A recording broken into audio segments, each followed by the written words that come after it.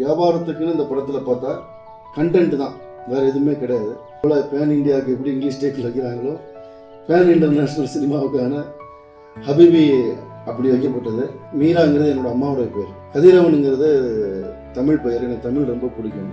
எல்லாரும் மீரான்னு கூடும்போது எங்கள் அம்மாவுடைய ப்ரெசன்ஸ் ஃபீல் பண்ணுவேன். நான் அம்பியா வர்ஷினி பின்னாடி மறைஞ்சிருக்காங்க, அந்த படத்தில் நடிச்சிருக்காங்க. மதுரை நானும் மதுரைக்காரன் தான் சொல்கிறதுக்கு இன்னொருத்தங்க இருக்காங்க.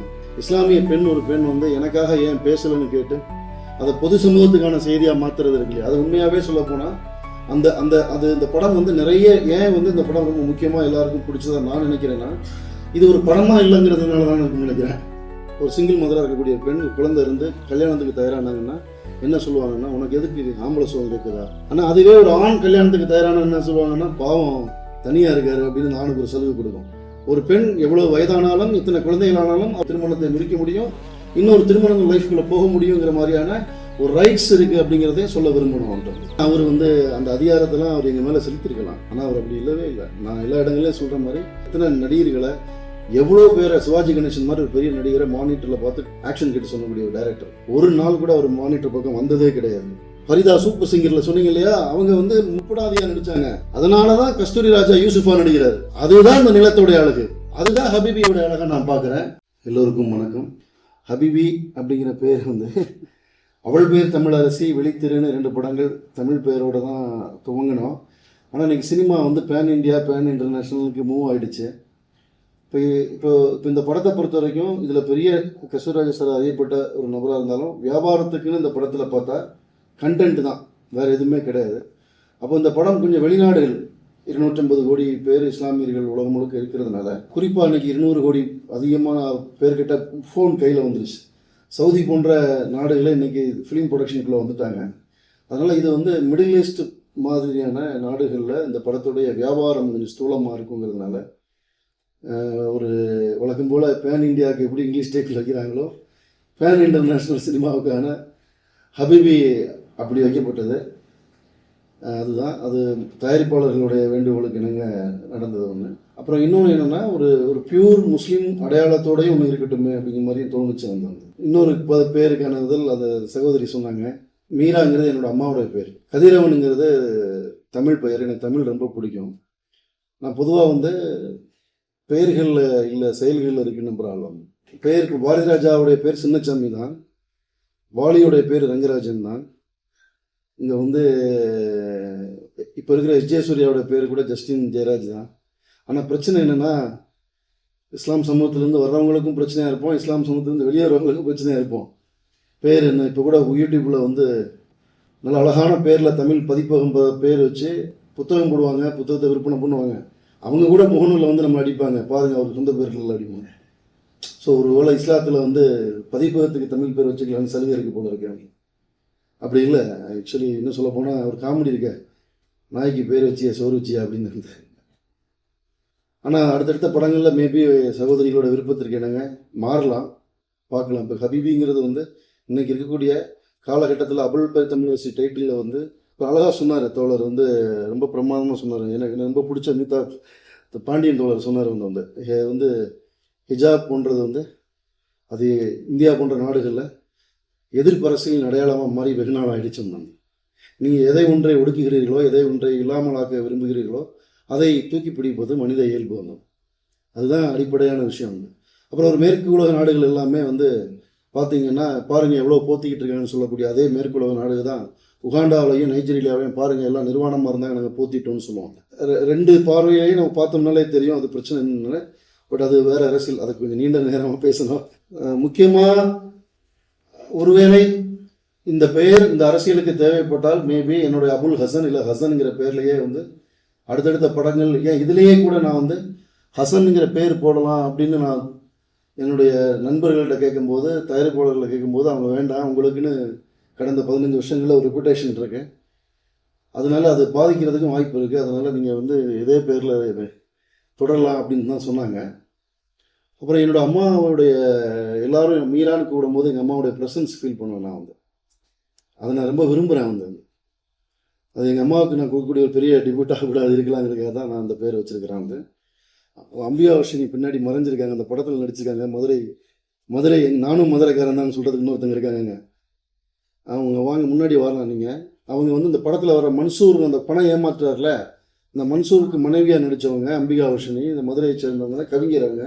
இந்த படம் குறித்து வந்து தோழர் பிரபாகரன் தோழர் ரொம்ப அழகாக சொன்னார். வந்து இந்த படமே செய்தி தான். நிறைய பேர் சொல்கிறது இதில் அரசியல், இந்த தமிழ் சினிமாவில் கடந்த 10 வருஷமாக எப்படி மாறி இருக்குன்னா, வெளிப்படையான அரசியல் முழக்கங்கள் தான் அரசியல் படம்னு மாறி இருக்கணும்.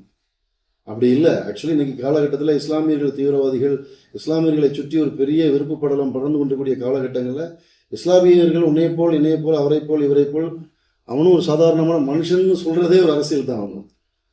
அப்புறம் இதில் வரக்கூடிய காகித மில்லத்தோட புகைப்படத்தை காட்டுறது, காகித மில்லத்தோட புகைப்படத்துக்கு கீழே எல்லா வளமும் பெற்ற மொழி எங்கள் தமிழ் மொழின்னு போடுறது. அப்புறம் வந்து இஸ்லாமிய பெண்கள் வந்து சுயம் இருக்காது, இஸ்லாமிய பெண்களுக்கு வந்து சுயமரியாதை இருக்காதுன்னு சொல்லக்கூடிய காலகட்டத்தில் இஸ்லாமிய பெண் ஒரு பெண் வந்து எனக்காக ஏன் பேசலைன்னு கேட்டு அதை பொது சமூகத்துக்கான செய்தியாக மாற்றுறது இருக்கு இல்லையா, அது உண்மையாகவே சொல்ல போனால் அந்த அந்த அது இந்த படம் வந்து நிறைய ஏன் வந்து இந்த படம் ரொம்ப முக்கியமாக எல்லாருக்கும் பிடிச்சதா நான் நினைக்கிறேன்னா, இது ஒரு படமாக இல்லைங்கிறதுனால தான் எனக்கு நினைக்கிறேன். ஏன்னா இது ஒரு அனுபவமாக மாறி இருக்கு. நாங்கள் என்ன நினைச்சோம்னா, இவர்களுடைய வாழ்க்கையை பற்றி, இவர்களுடைய உடையை பற்றி, இவர்களுடைய உணவை பற்றி, இவர்களுடைய அடையாளத்தை பற்றி, இப்படி எல்லாவற்றையும் பற்றியும் வந்து ஒரு கொச்சையான மோசமான ஒரு திரிபு வாதம் இங்கே நடந்துட்டு இருக்க சூழலில் இது எல்லாம் எப்படி இருக்குன்னு ஒரு வாழ்க்கையை காட்டணும்னு விரும்பினோம். அதுதான் உண்மை. இந்த கதையோட ரைட்டர் அவங்களுடைய கடையனூருடைய வாழ்க்கை. ஏன்னா கடையனூர் பக்கத்தில் இருக்கக்கூடிய திரிகூடபுரம் மேலே சொக்கம்பட்டி தான் என்னுடைய ஊர். எங்கள் அத்தா வந்து ஹெட் மாஸ்டர். ஸோ இப்படியான அந்த பொது சமூகத்துக்கான ஒரு செய்தி இருக்கு இல்லையா, அந்த மார்ட்டின் லூதரோட கிங்கோட வசனம்ங்கிறது அது பொது சமூகத்துக்கான விஷயம். அப்புறம் ரெண்டாவது அந்த பொண்ணு வந்து இத்தா சண்டையில் வந்து அந்த பொண்ணு எனக்காக ஏன் பேசலைங்கிறதுக்கெல்லாம் அந்த பொண்ணு அவனுக்கு புரியவே இல்லை.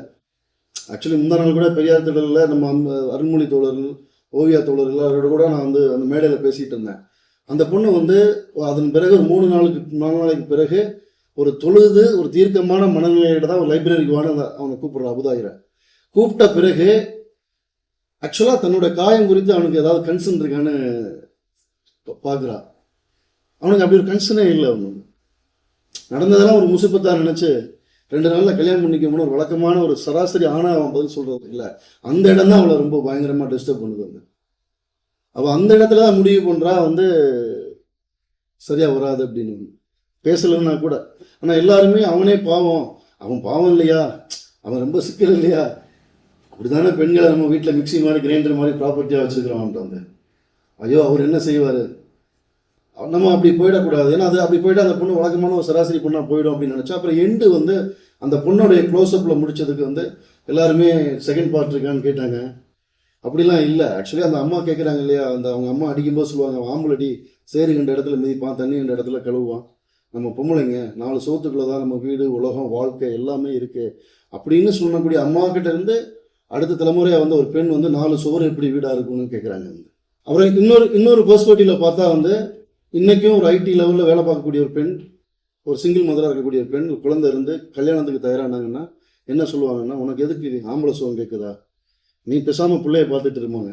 ஆனால் அதுவே ஒரு ஆண் கல்யாணத்துக்கு தயாரான என்ன சொல்லுவாங்கன்னா, பாவம் தனியாக இருக்காரு அப்படின்னு ஆணுக்கு ஒரு சலுகை கொடுக்கும், பெண்ணுக்கு அந்த சலுகை கொடுக்காது. அந்த அப்படி இருக்கக்கூடிய சூழலில் ஒரு பெண்ணுக்கு மறுமணம் குறித்த ரைட்ஸ் அந்த சமூகத்தில் இருக்கு. ஒரு பெண் எவ்வளவு வயதானாலும் எத்தனை குழந்தைகளானாலும் அவள் தேர்ந்த ஒரு மனதை ஒரு ஒரு திருமணத்தை முடிக்க முடியும், இன்னொரு திருமணங்கள் லைஃப்குள்ளே போக முடியுங்கிற மாதிரியான ஒரு ரைட்ஸ் இருக்குது அப்படிங்கிறதையும் சொல்ல விரும்பணும். அவன்ட்டு வந்து மேபி ரொம்ப இன்னொருத்தவங்க எனக்கு ரொம்ப பிடிச்சது இந்த உரை இன்னைக்கு வந்த நிகழ்வு ரொம்ப ஸ்பெஷலாக நான் பார்க்குறேன். ஏன்னா இந்த கதையை ரொம்ப டீட்டெயிலாக அணுகக்கூடியவங்க வந்து நீங்கள் பேசுனீங்க. அதில் குறிப்பாக வந்து ஒரு காட்சி கூட வெளிநாட்டுக்கு போகல அந்த சகோதரி, நீங்கள் நினைக்கிறேன் வந்து ரொம்ப சந்தோஷம், நன்றி. ஏன்னா வந்து எனக்கு வந்து 1 வாரம் 10 நாள் வரைக்கும் எனக்கு துபாயில் ஷூட் பண்ணுறதுக்கான பட்ஜெட் என்னோட ப்ரொடியூசர் கொடுத்தாங்க. இப்போ நான் சொன்னேன் வந்து இது வரைக்கும் அரபு நாடுகளோட கதையை பற்றி பேசக்கூடிய படங்களில் ஒரு ஒட்டகமோ ஒரு பாலைவனமோ ஒரு அரபு கபீலோ ஒருத்தர் வந்துடுவார். நம்ம இங்கே இருக்கக்கூடிய குடும்பங்கள் வழியாக இந்த பெர்ஸ்பெக்டிவ் வழியாக நம்ம வந்து வளைகுடா வாழ்க்கையை பற்றி பேசுவோம். அப்படிங்கிறதுனால தான் நாங்கள் வந்து கல்ஃபுக்கே போகலை. எங்களுக்கு அதுக்கான ஃபெசிலிட்டிஸ் இருந்த போதும். மேபி ஹபிபியோட செகண்ட் பார்ட் உருவாச்சுன்னா அங்கேருந்து இங்கே பார்க்கலான்னு பார்ப்போம். ஏன்னா அது இன்னும் ரொம்ப ஸ்பெஷலாக இருக்கும். வந்து அது இந்திய தமிழ்நாட்டு தமிழர்கள் முஸ்லீம்கள் மட்டும் இல்லாமல் பாகிஸ்தான், பிலிப்பைன்ஸ் இன்னும் வரக்கூடிய நிறைய மனிதர்கள் ஒன்று சேர்க்கக்கூடிய ஒரு வளைகுடால இருந்து இப்போ இந்த பெர்ஸ்பெக்டிவ்ல பார்க்கக்கூடிய ஒரு கதையாக அது மாறலாம். அரசியல் வெளிப்படையாக செய்தி இல்லைன்னு சொல்கிறவங்களுக்கும் என்னென்னா, அந்த படம் வந்து ஒரு இயந்திரமயமாக்கல் உருவாகக்கூடிய காலகட்டத்தில் மிஷின் எல்லாம் வந்து மனித ஆற்றலே ஒன்றும் இல்லை, மனிதர்களெல்லாம் வந்து செக்யூரிட்டியாகவும் உதிரி மனிதர்களாகவும் நகரங்களை நோக்கி தூக்கி எறியப்படக்கூடிய அந்த காலகட்டத்தில் இடம்பெயர்வு நடக்குது. அந்த மைக்ரேஷனுங்கிறது உறவுகளுக்குள்ளார குடும்பங்களுக்குள்ளார என்ன நீங்கள் இதை ஒரு கம்யூனிஸ்ட் பாயிண்ட் ஆஃப் வியூவில் பார்த்தா இது ஒரு கம்யூனிஸ்ட் படம் வந்து, ஃபெமினிஸ்ட் பாயிண்ட் ஆஃப் வியூவில் பார்த்தா ஒரு ஃபெமினிஸ்ட் படம் வந்து. ஆனால் இவங்க எல்லாருமே பிரபாகரன் சார் சொன்ன மாதிரி இங்கே என்ன பிரச்சனை, பாலுமேந்திர சாரும் அடிக்கடி சொல்லுவார், ஒரு சினிமாவை எடுக்கிறதுக்கு மட்டும் இல்லை, ஒரு சினிமாவை அணுகிறதுக்கே இங்கே நாலேஜ் சென்ஸ் சொல்லிக் கொடுக்க வேண்டிய தேவை இருக்குது. அதை பள்ளிக்கூடங்கள்லேருந்து நம்ம செய்ய வேண்டிய தேவை இருக்குது, ஒரு சினிமாவை எப்படி அணுகிறது அப்படின்னு. அதனால தான் படங்கள் வெளிப்படையாக அரசியல் பேசலை, வெளிப்படையாக மெசேஜ் சொல்லலை அப்படிங்கிறது இருக்குல்ல. ஹபிபியே மெசேஜ் தான். இந்த படத்தை நம்ம ஒரு வீட்டுக்குள்ளார போய் எல்லாம் சொல்கிறீங்கல்ல, ஒரு தெருக்குள்ளே போய் பார்க்குறோன்னு அந்த உணர்வை வந்து ஏன்னா எஸ்தேட்டிக்காக மாற்றிருப்பாங்க. ஏன்னா நான் எல்லா கேமரா எல்லா லென்ஸையும் பரிச்சார்த்த முறைச்சல் பண்ணி இந்த படத்தை வந்து ரொம்ப ஒரு ஆர்ட் ஃபிலிம் லுக்கில் மாற்றி இந்த படத்தை ஒரு செயற்கையாக மாற்றிருந்துருக்கலாம். அது மகேஷ் அவருடைய பெரிய கான்ட்ரிபியூஷன் தான். மகேஷை தவிர்த்து இந்த படத்தை வேறு யாருமே பண்ணியிருக்கிறதுனாலும் இந்த அளவுக்கு இந்த படம் வந்திருக்காது. இந்த இடத்துல மகேஷ் சாருக்கு பெரிய நன்றி. அதே மாதிரி தான் கஸ்தூரிராஜா சார், அவர் சொல்லலாம், அவர் இங்கே மேடையில் சொல்கிறது எல்லாமே வந்து பொய். அவர் சார் வந்து பெருந்தன்மை. ஆக்சுவலாக போனால் வந்து இந்த யூசுஃப் கேரக்டருக்கு வந்து நாங்கள் ஒன்றுமே பண்ணலை, அது அவராக பண்ண விஷயம் எல்லாமே. ஏன்னா அவர் ஒரு சீனியர் டைரக்டர். நான் நினச்சிருந்தா எங்கள் எல்லார் மேலேயும் இப்போ அவருக்கு இல்லை எனக்கே அப்படி தான் இருக்கும். இவங்கெல்லாம் பார்த்தா இவங்க என்ன எதோ கொண்டு பற்றி கூட்டு வந்து ஏதோ எங்கேயோ கொண்டு வந்த மாதிரியே இருக்குது அப்படி. ஏன்னா காஸ்டியூம்ஸ்லாம் பார்த்தீங்கன்னா நாங்கள்லாம் எங்களை விலை கொடுத்து காஸ்டியூம்ஸ் வாங்க மாட்டோம், கடையில் போய் வாங்கி பழசாக்குவாங்க. நாங்கள் என்ன பண்ணுவோம், எங்கேயாவது பாலத்துக்கு அடியில் பெருநகரங்களில் பழைய காஸ்டியூம்ஸ் எடுத்து வந்து வாஷ் பண்ணி, ஏன்னா படத்துடைய லுக்குக்காக. அப்போ இவங்கெல்லாம் அதை கட்டிட்டு அங்கேருந்து போகும்போது பரிதாபமாக இருக்கும். அது ஐயா கொஞ்சம் போடுங்களான்னா யாராவது போடுற மாதிரியே இருப்பாங்க. அது கஸ்தூரிராஜ் சாருக்கு மட்டும் இல்லை, எனக்கே அப்படி தான் இருக்கும். என்னடா அப்படியே வந்து ஒரு நலிந்த ஒரு ஹோமுக்குள்ள அந்த மாதிரியே இருக்கு அப்படின்னு. ஆனால் அவர் வந்து அந்த அதிகாரத்தெல்லாம் அவர் எங்கள் மேலே செலுத்திருக்கலாம்.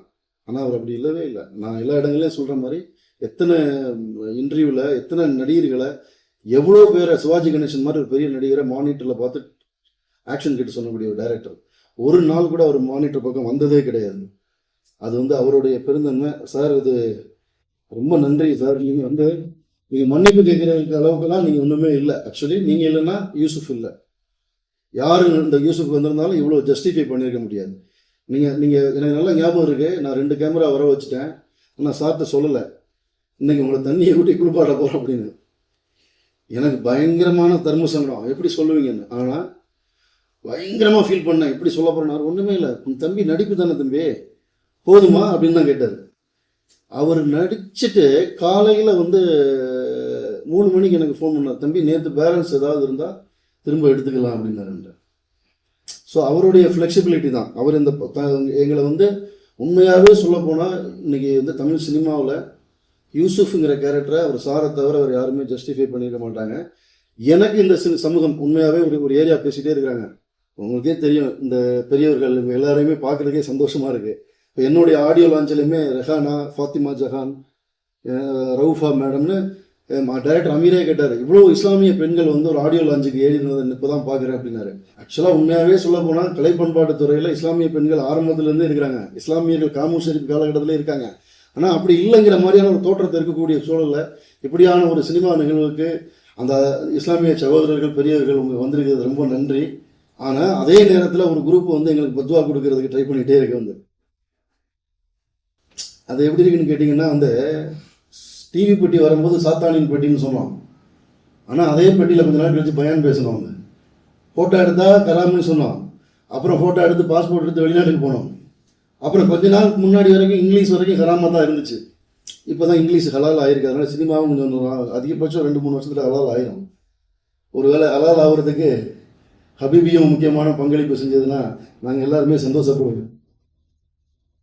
ஆனால் அது பொது சமூகம் கிடையாது. இங்கே அதுதான் ரொம்ப கவனமாகவும் இருக்குது. இங்கே இப்போ மற்ற சமூகம் குறித்து பேசுகிறப்போ பயம் இருக்காது. ஏன்னா இஸ்லாமிய சமூகம் குறித்து இப்போ ஒரு சேரியில் திருடர்கள் இல்லையா, சேரியில் யாரும் வந்து ஏமாற்றுறது இல்லையா அப்படின்னு ஒரு ஈஸியாக சேரி கேரக்டர் எழுதிடுவாங்க. நாங்கள் என்ன சொல்லுவோம், அப்படி எழுதாதீங்கன்னு சொல்லுவோம். ஏன்னா சேரியை குட்டிய பொது புத்தியாக அப்படி தான் இருக்குது. அப்போ நீங்கள் அது ஒரு கேரக்டரை நீங்கள் வந்து நீங்கள் திட்டமிடாமல் எழுதினாலும் அந்த பொது புத்திய சமூகத்தில் இருக்க பொது புத்தியை அது வலுவாக மாற்றிடும். அப்போ நம்ம இஸ்லாமியர்களுக்கும் இந்த குரூப்புகளை பேசும்போதே இஸ்லாமியர்களுக்கான பிரச்சனையை மாறிடுது. அதனாலே இவங்க சலுகையில இருந்து தப்பிச்சு போயிடுறாங்க.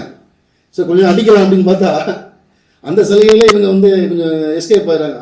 ஏன்னா இஸ்லாமியர்கள் அப்படி யாருமே கிடையாது. இன்னைக்கு கூட்டம் கூட்டமாக அலையா திரண்டு இன்னைக்கு ரசூலுல்லாஹி சார் கையை பிடிச்சு, சார் எங்கள் வீட்டு பெரியவர், நான் சில மெசேஜெல்லாம் அவருக்கு படித்து காட்டுறேன். எவ்வளோ மெசேஜஸ் எல்லாம் இஸ்லாமிய பெண்கள், இஸ்லாமிய சகோதரிகள், இஸ்லாமிய பெரியவங்க. ஒரு அம்மாலாம் ஒரு 20 வருஷத்துக்கு பிறகு நான் தேட்டருக்கு வரேன்னு என்னையும் ரசூலுல்லாஹி சார் கையை பிடிச்சு கண் கலங்கி நன்றி சொன்னாங்க. அவங்களுக்கு தெரியும் வந்து சினிமா எவ்வளோ பெரிய ஆயுதம் அப்படின்னு. இப்போ சொன்னாங்களே இங்கே இருக்கவங்க எல்லாரும், பிரபாகர் சார் சூப்பராக சொன்னார். அதாவது எங்க வாழ்க்கை இது அப்படிங்கிறது கிடையாது. எங்களை பற்றிய கற்பிதங்களை எல்லாத்தையும் உடைக்கிறதுக்கு ஒருத்தன் வந்திருக்கிறாங்கிறதா நன்றி செலுத்துவதற்கான இடமா மாறுது. அவங்க அரசியலா ரொம்ப தெளிவா இருக்காங்க. ஸோ அவர்களை நீங்க வந்து இங்க இருக்கக்கூடியவங்க அதை சொல்லி இதை சொல்லி அப்படின்னு ஒண்ணுமே இல்லை. ஆனா அதே நேரத்தில் வந்து இப்போ வேற இப்போ எப்படின்னா, இப்போ நான் தோல்பாவை கூத்தை பத்தி ஒரு படம் எடுத்தேன். யாருமே என்னை வந்து நீங்க ஏன் தோல்பாவை கூத்து கலைஞர்கள்ட்ட போய் பணம் கேட்டு போங்கன்னு ப்ரொடியூசர் சொன்னது கிடையாது. நான் வந்து ஹானர் கில்லிங்கை பற்றி படம் எடுத்தேன். ஆணவ கொலையை ஆதரிக்கிறவங்கள்ட்டையோ ஆணவ கொலையை எதிர்க்கிறவங்கள்ட்ட போய் பணம் கெடுங்கன்னு சொன்னதே கிடையாது. ஆனால் முதல் முறையாக இஸ்லாமிய சினிமாவுக்காக நான் ஃபண்டு கேட்டு போகும்போது, ஏங்க உங்கள் ஆளுங்கிட்ட இல்லாத பணமானு கேட்பாங்க. இப்போ நம்ம ஆளுங்கிட்ட போனால் கதை வேற, ஒன்று வானத்துக்கு மேலே இருக்கிறத பேசுவோம், இல்லை பூமிக்கு இருக்கிறத பேசுவோம். ஆனால் எல்லாருமே அப்படி கிடையாது. நிறைய முஸ்லீம்கள் சேர்ந்து தான் அந்த படத்தை கொண்டு வந்தாங்க இன்னைக்கு. ஆனால் அது பெருமையாக ஒரு பக்கம் இருந்தாலும் அது பெரிய துயரம். இங்கே வந்து ஒரு தலித்து கதையை பேசுறதுக்கு ஒரு சாதியை என்ன சொல்றது, ஒரு இடைநிலை சாதியை சார்ந்த ஒருத்தர் தயாராக இருக்கிறாரு. ஒரு பழங்குடி சமூகத்தை பற்றி இருக்கிறாரு. ஏன் புழு பூச்சி ஈயை பற்றி கூட படம் பண்ணுறதுக்கு ப்ரொடியூசர் இருக்கிறாங்க. ஆனால் ஒரு இஸ்லாமிய சமூகத்துடைய வாழ்க்கையை இஸ்லாமியர்களே படம் போட்டு இஸ்லாமியர்களே எழுதி இஸ்லாமியர்களே பேச வேண்டிய துயரம் இருக்கு இல்லையா, அது பெருந்துயரம் ஆண்டது. ஆனால் வேற வழி இல்லை, பேசிதான் ஆகணும். சிங்கம் தன்னுடைய கதையை எழுதும் வரை எல்லா கதைகளும் வேட்டையாடிகளை தான் புகழ்ந்து கொண்டிருக்கும். அப்போ தயவு செஞ்சு சிங்கம் தன்னோட கதைகளை சொல்லணும்.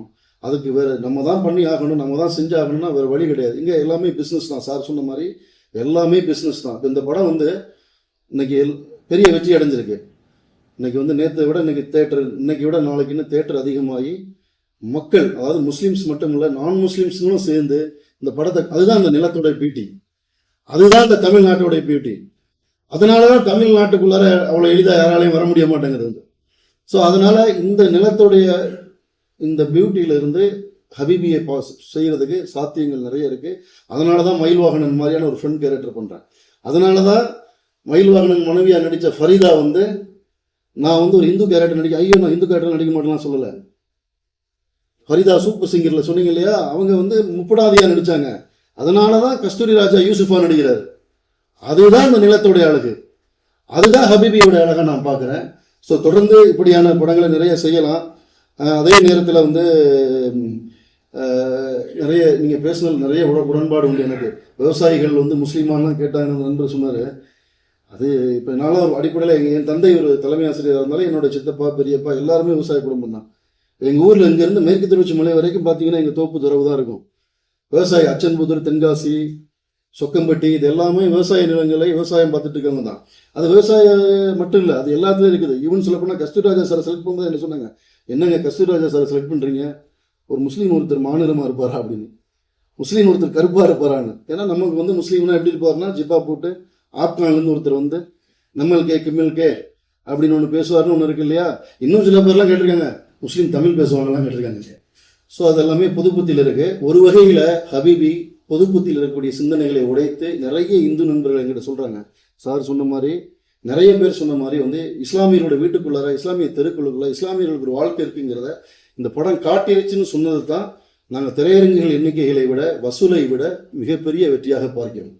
அதுதான் இந்த இன்னைக்கு இருக்கக்கூடிய நாங்கள் இந்த ட்ரெய்லரில் போட்ட மாதிரி என்ன வெறுப்பின் இருளில் பேரன்பின் சுடரை அப்படின்னு நாங்கள் போட்டோம். அது மாதிரி இந்த வெறுப்பின் இருளுக்குள்ள பேரன்பின் சுடரை ஏற்றுவதற்கு சாதி மதம் எல்லாம் கடந்து எல்லோருடைய கைகளும் இணைந்து இதை வெற்றியாக்கி இருக்கு. எல்லோருக்கும் நன்றி.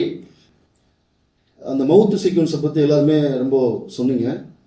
நான் சினிமாவில் அசிஸ்டன்ட் டைரக்டராக இருந்த காலகட்டங்களில் நான் எத்தனையோ மவுத்துக்கு போகாமல் இருந்தேன். வந்து இந்த படம் வந்து பார்க்குறவங்களுக்கு மட்டும் இல்லை, எடுத்த எனக்குமே ரொம்ப எமோஷனலாக, குறிப்பாக வந்து அந்த பாட்டி வந்து நல்லம்மா வந்து சாச்சாவை வெளிநாட்டுக்கு அனுப்பக்கூடிய காட்சியெல்லாம் நான் கேமரா வச்சுட்டு ஒரு 20 நிமிஷம் பின்னாடி போயிடுவேன். எங்கே போயிருக்கேன்னு என்னோட டீமுக்கு தெரியாது.